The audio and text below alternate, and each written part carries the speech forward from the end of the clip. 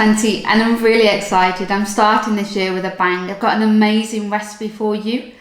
My partner said to me, you know what, I haven't had egg custard for 5 years. Please veganize it for me. And do you know what, I've gone and done it. I've made vegan egg custard and I'm calling it Vegg custard.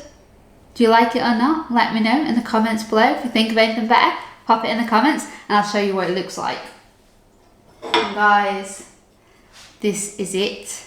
This is the slice of it anyway. This is my vegan egg custard. And every time I took a bite of this yesterday, because the first time I made it was yesterday, all I kept saying was, it's egg custard, it's egg custard, it's egg custard. And take a bite of it now, in fact. Look at that. Oh. Holds together perfectly, looks like egg custard. Pastry is lovely and soft.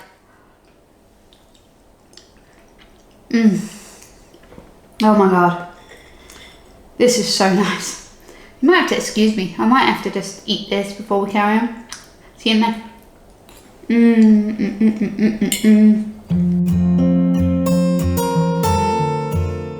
I'm really excited about making this Vegg custard again. The ingredients that we'll be using, so we'll be using some nutmeg, vanilla, caster sugar, a block of silken tofu, magic ingredient, black salt, custard powder and soya milk. The reason I'm using soya is because it hasn't really got any flavour. I'm using the unsweetened and it also thickens quite nicely when you use it for baking. You can give the others a go, I just prefer to use soya for this. What I've done as well, I've pre-prepared my pastry and that is in the freezer in the tin at the moment. If you want to see how I've made that pastry, it's part of my new how-to series. Link will be in the top corner for you. So here is my pastry. There you go, already in the tin. The reason the bottom's pricked, it stops it from bubbling up. It makes it nice and easy to fit. And the reason I popped it in the freezer as well is it stops your pastry from shrinking when you cook it.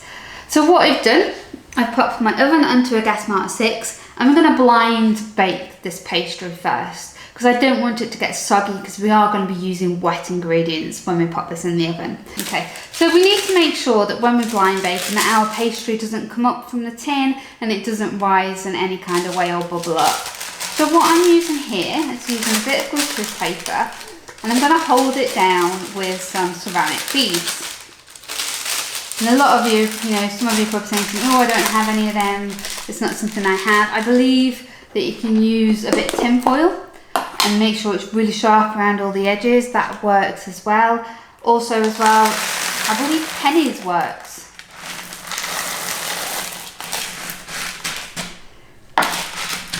So all we need is something just to weight it down. And it's in that grease proof. And we're going to pop this in the oven now. And we're going to pop it in for about 15 minutes. And then we'll take out the beads and we'll give it a further 5 minutes. Okay, so we'll make a start on our filling. So we're going to start by first blending up our tofu. If you haven't got a blender, it's not a problem. You can use a fork and just give it a really good mash with a fork. I'm just using a blender just to make things a little bit quicker and a little bit easier.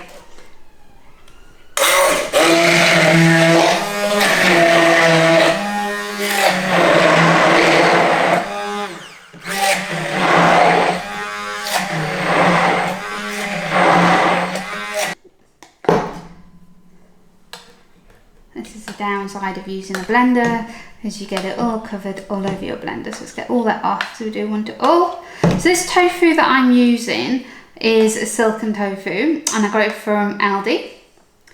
So it's a really nice tofu to use. You don't want your harder tofus because you do want that more of a creamy kind of tofu. And you don't need to press it either. It's absolutely fine as it is. We do want that liquidy kind of texture, so that's absolutely fine. Just make sure if you have used an immersion blender like myself that you get all of it out of it. There we go. It's fine. Okay, let's pop that to one side and we'll make a start on the next stage. Okay, so that's your tofu done. So what we're going to do now is work on your custard. I don't want to cook this custard. The only reason I'm warming it up is because I want to dissolve it just to make sure that we get no lumps in there. So we're just going to give it a little bit of a warm just to make sure it's fully dissolved. And the way we're going to do that, 2 tablespoons of your powdered custard. which is vegan. Okay, so it's 2 tablespoons in there. And what I'm going to do first of all is we're going to pop a little bit of milk in there. Not too much because we're going to make a paste out of it. Let's give that a mix. There we go.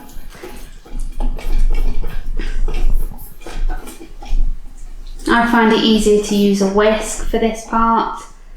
Okay, I'm going to put our hob on a low heat. Because as I said previously, I don't want to cook it. So I need to start getting my milk in there. So I'm just going to whisk as we go along because I don't want it to thicken and I don't want it to go lumpy either. There we go. Do a bit of it, just a bit of a whisk. Just make sure that you're keeping it moving because we don't want those lumps to appear. I think I need to be careful with these. An induction hob, it can get really hot, so I need to be quite quick doing this. Okay, so that's all my milk added. And there's your custard, that'll be fine for what we need. Okay, so we just need to combine all our ingredients now. So we'll turn this off. Okay, so what we need to do now, and I'm going to whisk all these ingredients together. Pop your tofu into the bowl. You can see there how creamy it is. Lovely jubbly. So I don't know if you know, tofu is very good egg replacements. For things like this, so if you have like a cheesecake recipe that you want to try, give tofu a go. It works really, really well for these kind of dishes. Okay. Okay, so there's your tofu added. I'm going to pop in our sugar. And we'll just give that a bit of a mix first. That mix together. That good mix. Okay, and what we're going to do now, we're going to add in our milk. It doesn't matter if there's still little bits and lumps of tofu in there, that will not matter at all. So we're just going to add in that milk now. I say milk, it's custard, isn't it? Add in our custard. And we'll just give that a good stir as well. It should be really liquidy. Please do not panic if you think, oh, it's a little bit too liquidy. It's absolutely fine. That's what we're looking for with regards to this recipe. And what we need now is a good amount of vanilla.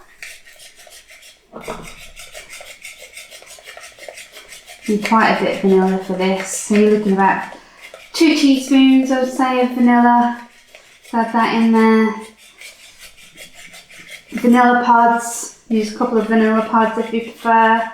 Get a good amount of vanilla in there. I feel like you grind this and it didn't come out. Okay, let's get that mix in.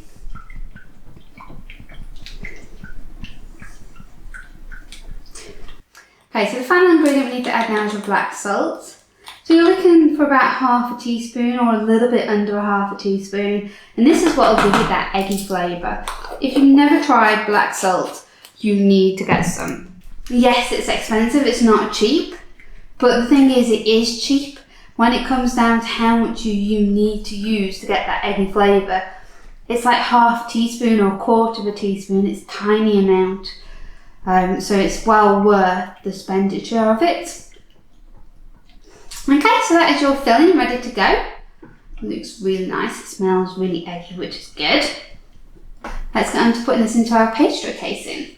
Okay, so we're on to filling our pastry now. So this is ready, this has been in the oven for 20 minutes. It might be advisable a little bit less than that, I think I've overdone this one. So what I'm going to do now, as I've dropped my oven down to a gas mark 4, so I'm going to give that a 5-10 minutes drop temperature, and I'm going to fill this pastry casing up with the custard filling.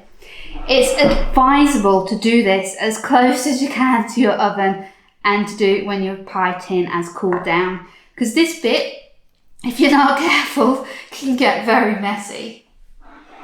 Okay, I advise not filling it too full as well.